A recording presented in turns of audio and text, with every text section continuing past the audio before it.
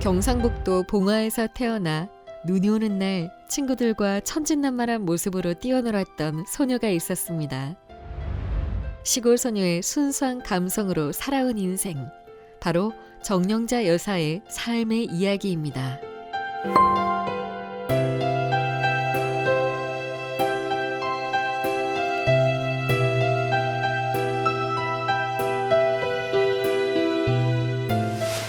경상북도 봉화에서 어릴 적 시간을 보낸 후 정영자 여사는 봉화에서 멀지 않은 영주로 이사를 하였습니다.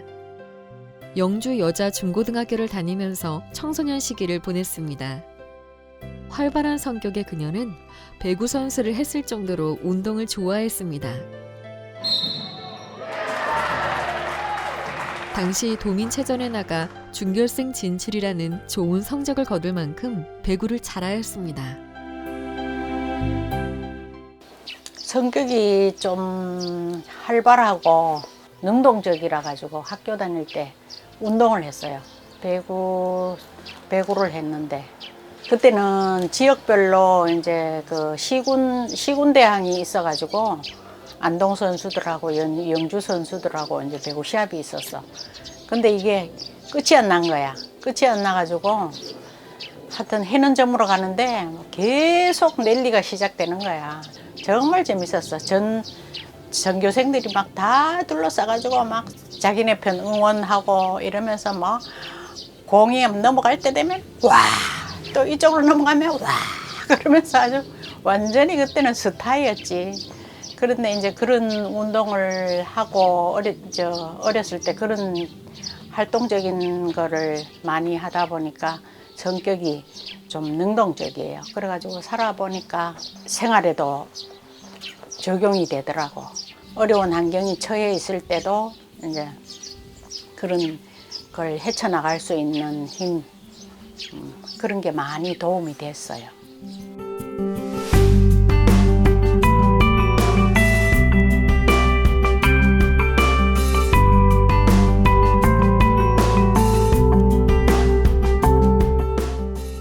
아버지가 일찍 돌아가시고 큰오빠 덕분에 고등학교까지는 진학하였고 당시 공부를 열심히 하여 교대에 들어갈 수 있는 실력이었으나 집안 사정으로 대학은 진학하지 못했습니다. 여고를 졸업한 뒤 여군이나 공무원을 생각하였으나 우연한 기회로 직장에 들어가게 됩니다. 직장에서 일을 잘한다고 소문이나 여러 곳에서 중매가 들어왔지만 안동 양반 가문의 얼굴도 잘생기고 성실하며 지고지순한 모습에 반해 남편을 만나 이른 나이에 결혼을 하고 도시로 나가게 되었습니다.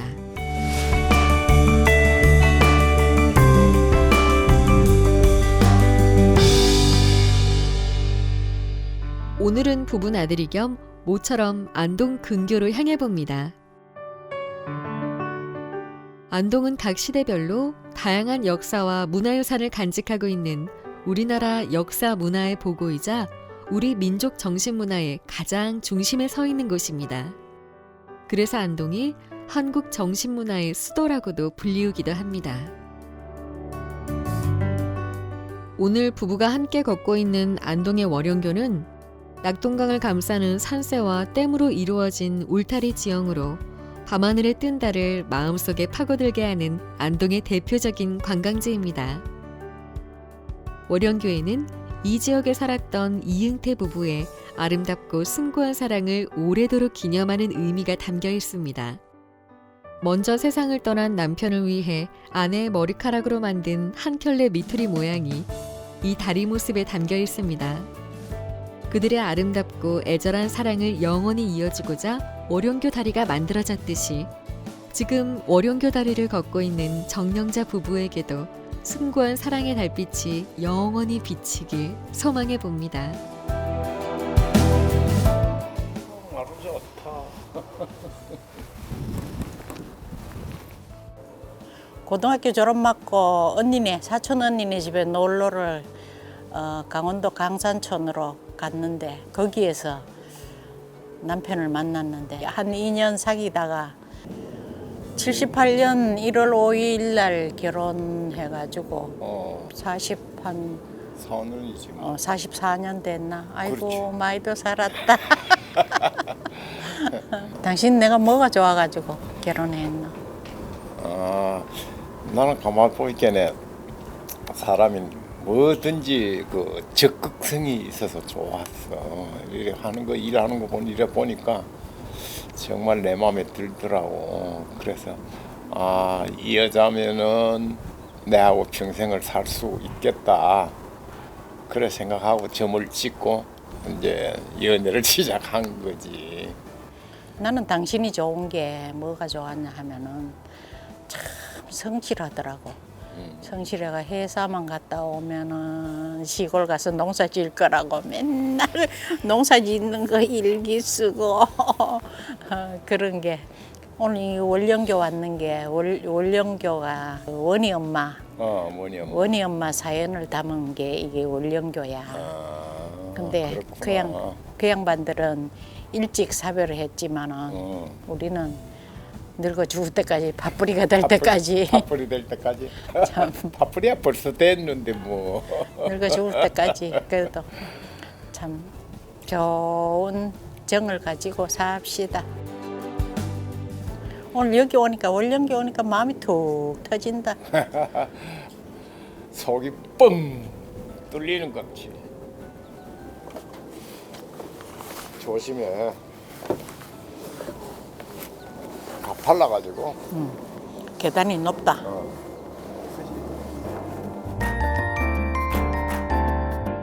결혼 후 서울 서초동에서 30년 동안 사업을 하면서 슬하에 일남 일녀를 두었습니다. 첫째 딸이 79년 12월 23일 을지로에서 태어났고 둘째 아들은 15개월 터울로 1981년에 태어났습니다. 당시 가난한 집 가정의 나들이 중 최고는 공원 나들이였습니다. 잠실 새마을시장의 동네에 살았기 때문에 석촌호수로 자주 가족 나들이를 가기도 하였습니다. 우리 아들 어렸을 때는 남자애들은 보통 그 타고나기를 남성적인 면이 타고나서 될 수 있으면 그래도 좀 심성이 좀 고운 쪽으로 키우고 싶어가지고 딸이 맞이고 남자애가 저기 어린데 동생인데 옷을 사입힐 때 항상 이제 같이 사입혔어요. 분홍신이면 분홍 샌들 우리 아들도 같이 신겨주고 그다음에 또 바지도 색상이 이제 될 수 있으면 고운 쪽으로 같이 입혔어. 아들하고 딸하고 같이 입히고 이랬더니 얘가 나중에 커가지고도 그런 그 원색에 대한 거를 굉장히 소화를 잘해요. 그러면서 자기는 하여튼 화려한 옷을 그걸 소화를 다 하는데 엄마 아빠 선물을 해줘도 꼭 원색 알렁달렁한 거 이런 거를 선물을 해줘. 자기가 좋아하니까 그 색을 선물을 해주고 이러더라고. 그 어릴 때 영향이 그런 게 있고 우리 딸은 또 초등학교 때 1학년 들어가려 그럴 때 애가 하도 작아가지고 가방이 땅에 걸리는 거야. 가방이 땅에 걸려가지고 한 해 늦게 넣었어. 한 해 늦게 넣었더니만 같은 학년에 들어가가지고는 유진아, 니 나보다 어리니까 나보고 언니라 그래. 그러면서 같은 학년끼리 지가 언니라 그러고 그러더라고. 그래가 나연아, 클 때는 같은 학년은 언니라 동생 언니라 그러고 그러는 거 아니야. 같이 친구야.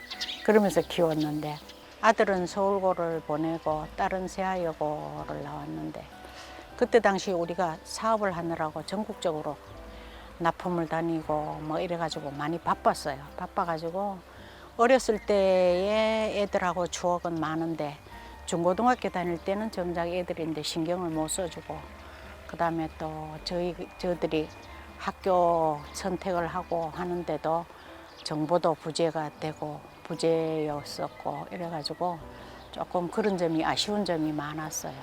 우리 애들이 학교 다니는 거에 대해서는 좀 부모로서 좀 더 세심한 배려를 못 해줘가지고 아쉬운 점이 있지만 지금은 사회에 나가가지고 저 나름대로 잘 살고 있으니까 참 고맙게 생각해요.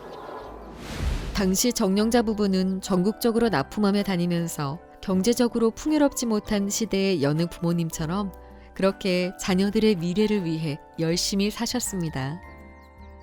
부부가 함께 걸어온 길에는 자녀에 대한 사랑의 이야기가 늘 함께였습니다. 부모의 인생이 아름다운 것은 그 인생길에 세상을 초월하는 자녀들에 대한 사랑의 이야기가 있기 때문인 것 같습니다.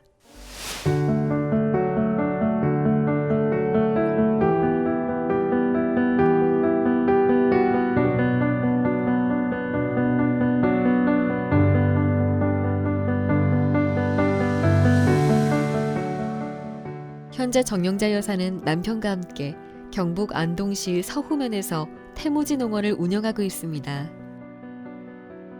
이곳 안동에는 서울에서의 사업이 기울어진 후 내려오게 되었습니다.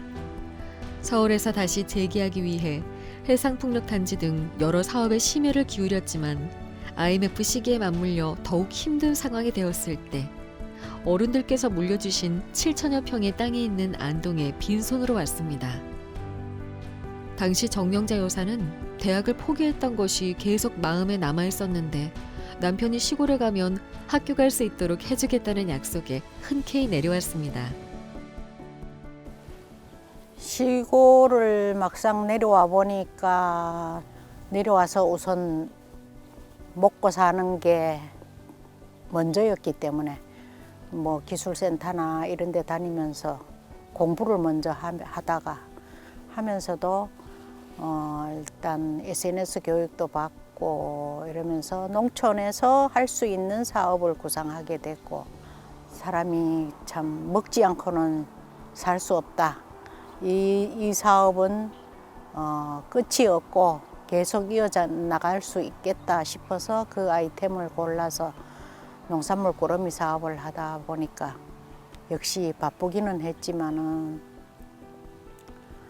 자리는 잡아가고 있었고 그래서 이제 여유 있는 시간이 되면은 공부도 해야 되겠고 그 기술센터 다니면서 공부를 하다 보니까 공부하는 걸 좋아하다 보니 그런지 뭐 남들보다도 더 열심히 하고 일단 배운 것도 와가지고 집에 와서 배운 만큼 복습을 해서 다시 사업에 접목을 하다 보니까 잘하게 되더라고요. 그래서 개근상도 받고 우등상도 받고 표창장도 받고 역시 나는 공부하는 데는 조금 소질이 있는 것 같아. 그래서 공부를 마지막으로 다 마무리를 해서 더 하고 싶다는 그런 생각을 이 나이에도 가지고 있어요. 나중에 죽기 전에 책 한 권이라도 쓰고 죽어야지. 태무지 농원은 귀농 후 남편과 함께 신선하고 안전한 제철 먹거리를 저렴하고 편리하게 소비자에게 판매하고자 정영자 여사가 구상한 농촌 사업을 바탕으로 시작하게 되었습니다. 적극적이고 진취적이고 늘 긍정적인 마인드로 살아온 정영자 여사였기에 주변에서 들리는 우려의 말에도 흔들리지 않고 태무지 농원을 열 수 있었습니다. 많이 드셔. 네. 먹고 장원에 뭐 좀 가지러 가자고요. 또 오후에 오라 그래가지고. 오후에? 몇 시에 가면 되는 거? 뭐 한 5시나 6시쯤 가면 되겠지 뭐. 가가지고 상추도 좀 얻어오고. 가면 보예도 갖고 오나? 주문 가져와서 주문 데리고 와야지 뭐. 아 근데 이게 한 마리 있어도 저 번거로운데 이 두 마리 더 가지고 와가지고 이거 어쩔러. 왜 키우노? 강아지는 저 3마리나 있는 게 지금 하고 4마리. 식구늘어서 큰일 났다. 정영자 여사는 이처럼 도전적인 자세로 삶을 살아왔습니다. 안동에 내려온 후에는 기술센터에서 농업인들을 대상으로 하는 SNS 교육을 들으며 매일 배운 내용을 복습하고 직접 적용해보며 태무지 농원 부지의 규모에 맞는 사업을 구상하기 위해 노력하였습니다. 그렇게 5년이라는 시간 끝에 소량 다품종 농산물 꾸러미 사업을 성공적으로 진행할 수 있었습니다.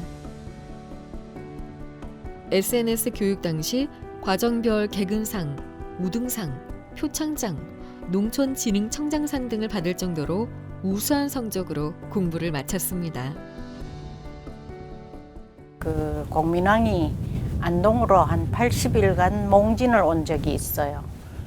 근데 그 식솔들이 뭐 엄청 많이 왔는데 그 궁중에 공주나 왕자들이 태어나면 태를 정갈한데 묻었대. 근데 우리 요 집 뒤에 북쪽으로 태봉이라고 산이 있는데 그 산에다가 묻었는데 그게 아마 정갈한 터라고 생각해서 그래서 태를 묻은 곳이라 그래서 동네 이름이 태장인데 이 동네가 참 정갈하고 깨끗한 동네지. 그 태장이라는 이름을 따서 우리 농장 이름을 태무지라고 태를 묻은 곳이라 그래서 태무지라고 지었지. 보통 태무지의 하루 일과는 이래요. 7시 30분쯤 기상해서 바로 작업장으로 출근을 해요. 차 한잔 마시면서 일할 거리를 정리하고 남편과 내가 할 일을 분담해요. 나는 주로 가공장에서 음식이나 반찬 제조, 고객 관리, 입출금 관리 등을 담당하고 월, 화, 수요일에는 꾸러미 배송 작업을 하고 그 이후에는 농장에서 농사를 지어요.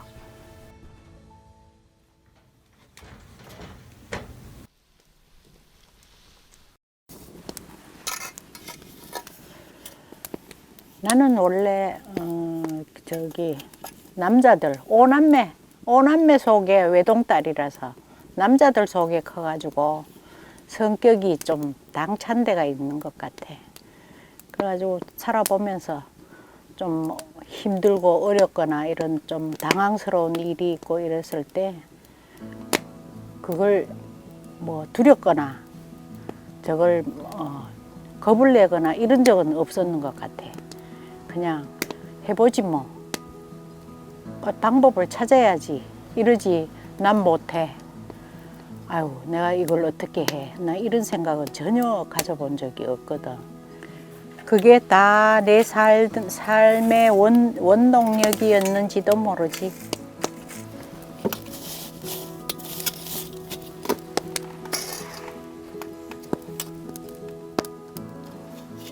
우리 딸 아들아, 엄마는 지금 와서 돌아보니까 너인데 항상 미안한 게 사업한다시고 참 바쁘게 돌아다니다 보니까 너희들인데 돈으로만 해결하고 풍족하게만 해주면은 저절로 크는 줄 알고 그랬던 게 그게 좀 돌아보니까 후회된다.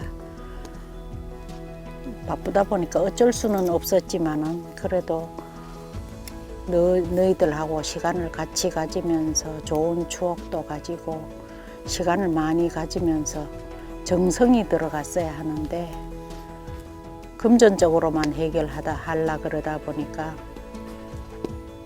사실 너희들인데 정성을 못 준 것에 대해서 항상 좀 아쉬움이 남는데 그나마도 엄마 아빠 사업이 어려워지면서부터 너희들이 철이 나면서 너희 스스로 자립을 하는 걸 보니까 참 대견스러웠어. 나연이도 직장도 저절로 자기 스스로 구해가지고 지금도 잘 하고 있고 아들도 아빠 닮아가지고 성실하고 또 무리하지 않고 조심스럽게 사는 게 지금 보니까 너희들이 엄마는 든든하다. 사랑한다 얘들아.